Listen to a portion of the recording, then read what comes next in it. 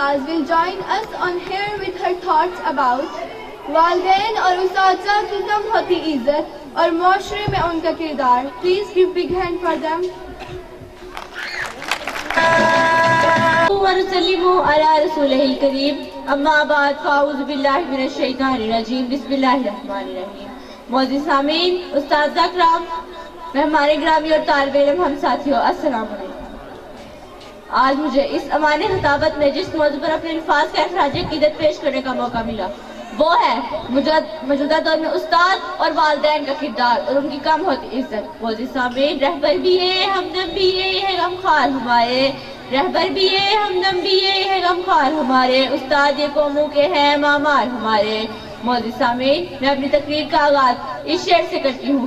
ماں کی گود انسان کی پہلی درس کا ہے صفی، ماں کی گود انسان کی پہلی درس کا ہے صفی، اور یہ درس گاہ بہت ہی عظیم ہے صفی.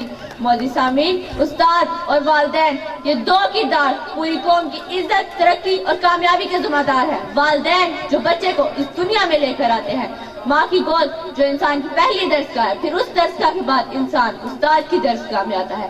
ماں کی گود جو انسان کی پہلی درسگاہ ہے، کیا آج کے دور میں وہ واقعی درسگاہ ہے؟ کیا آج کی ماں اپنے بچے کی تربیت کر رہی ہے؟ کیا وہ اپنی گود کو درسگاہ ثابت کر رہی ہے؟ پھر اس درسگاہ کے بعد انسان کی دوسری درسگاہ یعنی استاد، جس کا مقام اور رتبہ والدین کے برابر ہے، کیا وہ اپنے فرائض کو والدین کے برابر پورا کر رہے ہیں؟ معزز سامعین، آج ہماری قوم تباہی کے داہنے پر کھڑی ہے، جس میں استاد اور والدین کا بہت بڑا ہاتھ ہے. یہ دونوں ہماری قوم کے مامار ہیں اور یہی ہماری قوم کو تباہی کی طرف لے کر جا رہے ہیں. آج کے دور میں اگر کوئی مظلوم ہے تو وہ ہے بچہ جو ہر قسم کی آزادی پا کر بھی مظلوم ہے، جس کے ہاتھ میں 50,000 لاکھ کا موبائل فون ہے لیکن وہ پھر بھی مظلوم ہے.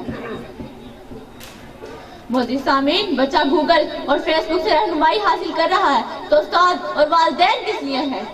یہ انگریزوں کی ایجادات ایک مسلمان بچے کی رہنمائی کر سکتی ہیں، مسلمانوں کا قرآن اور حدیث کیوں نہیں کر سکتی؟ ہم ایک مسلمان بچے کے ہاتھ میں 50,000 کا موبائل فون دے سکتے ہیں، 30 پاروں پر مشتمل قرآن کیوں نہیں دے سکتے؟ معزز سامعین، رسول اکرم صلی اللہ علیہ وسلم نے ارشاد فرمایا، تم میں سے ہر شخص ذمہ دار ہے، حاکم ذمہ دار ہے، اس سے اس کی رعایا کے بارے میں بات پرس ہوگی. مرد اپنے گھر کا ذمہ دار ہے، اس سے اس کی رعایا یعنی بیوی بچوں کے بارے میں سوال ہوگا. پھر اس طرح معزز سامعین، آج ہماری قوم تباہی کے داہنے پر کھڑی ہے. اب آتے ہیں استاد کی طرف. استاد کا کیا کردار ہونا چاہیے؟ ڈیئر آڈینس، آج کل ہر یونٹ اپنی ذمہ داری کو بھول چکا ہے.